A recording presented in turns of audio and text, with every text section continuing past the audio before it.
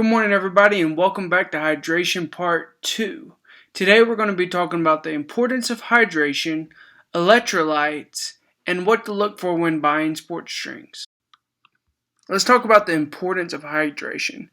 Hydration helps prevent infection, it helps lubricate joints, it helps deliver nutrients, it helps regulate your body temperature, and it also promotes proper organ function. These are all things that we want. So what are signs of dehydration? So if we're dehydrated, that means that we're not drinking enough water. So these are signs like thirst, dizziness, confusion, fatigue, dry skin and mouth, less frequent urination, and an increased heart rate. So what are some tips we can do to hydrate? Well, we can first, by limiting our caffeine intake, avoiding alcohol and sugary beverages, and then whether we're thirsty or not, just try to drink throughout the day. The question that I'm always asked is, how much water should I drink to stay hydrated? Well, that answer depends, but an easy thing that you can go to follow is taking your body weight, dividing it by 2, and then that number that you get is how many ounces of water that you should drink. So if I weigh 200 pounds, I divide that by 2, I get 100 ounces. So that's how many ounces that I should drink a day. So if I get a bottle of water, it's 16.9 ounces. That would be about 6 bottles of water that I would need to drink a day in order to stay hydrated. Well, what happens if I'm working outside or if I'm working out and sweating a lot? Well, that number would then increase. So for every 30 minutes that you're working out or sweating or doing something extenuating, then you need to add 8 ounces of water on top of that number. So if I'm worked out for an hour after work, I would take my 100 ounces and then add 16 to it because I worked out for an hour, so it would be 8 plus 8, so 116 ounces, which then would put me at about 7 bottles of water for the day. Had to change up my shirt a little bit because we're about to get energized. And what I mean by that, we're about to talk about electrolyte science. Oftentimes we hear a lot about electrolytes in our everyday life, but no one really tells us what they are, where we can find them, and what they do. So that's what I'm going to talk to you about today. So an electrolyte is an umbrella term for particles that carry a positive or negative electrical charge. So these are particles or elements like potassium, sodium, chloride, calcium, and magnesium. Is that all of them? No, but these are just some basic 5. So what do they do? So electrolytes, they balance the amount of water in your body. They maintain your body's pH level. They move nutrients into your cells. They also remove waste out of your cells. Very, very important. They regulate your nerves, your muscles, your heart, and your brain functionality, and they help rebuild damaged tissue.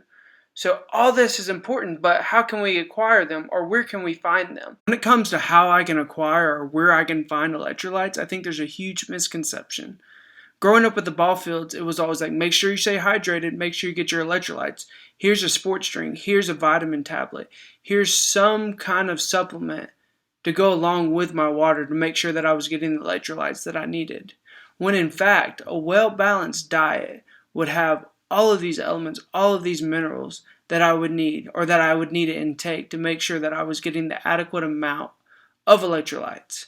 So these are foods that would contain sea salt, maybe drinking some coconut water, eating my green vegetables, maybe adding some lemon to my water, eating some dairy products, eating bananas, avocados, and watermelons. Is this the only place that we can find electrolytes? No, but it's a good start to add these foods to your diet. I'm not here trying to say that sports drinks are good or bad. I'm just here to show you that there's other ways that we can acquire electrolytes other than sports drinks. But if we are going to buy a sports drink, we should know what to look for. So sports drinks and some things that we can look out for. So all this information can be found on the nutritional facts label on the back. So we want to look at the sugar content because we want to make sure it's not too sugary. We want to look and see if it has caffeine in it because caffeine is a diuretic. And if it's a diuretic, we could be going to the bathroom more frequently and losing more fluid than we're replenishing. We want to make sure that it doesn't have excess artificial sweeteners and flavors. How can we find this? This would be on the ingredients list. So the ingredients that's listed first is most abundant, and the ingredient that's listed last is least abundant. So we either want these to be towards the end or non-existent at all when buying sports drinks. Next, we want to look at the percent daily value of carbohydrates. We know that over 8% carbohydrate daily value intake, so 8% of your diet coming from carbs, can contribute to slowing gastric emptying. So excess carbohydrates slow down gastric emptying, which is the process of food going from your stomach to your intestines. So excess carbs slow down your digestive process. So why would this matter to you? Well, the slowing of this process causes stomach cramps and nausea. So we got to make sure that we're not taking in excess carbs because we don't want to be cramping up and we don't want to feel nauseated at work. All in all, I know this was a lengthy video, but it had a lot of information and I hope you learned something.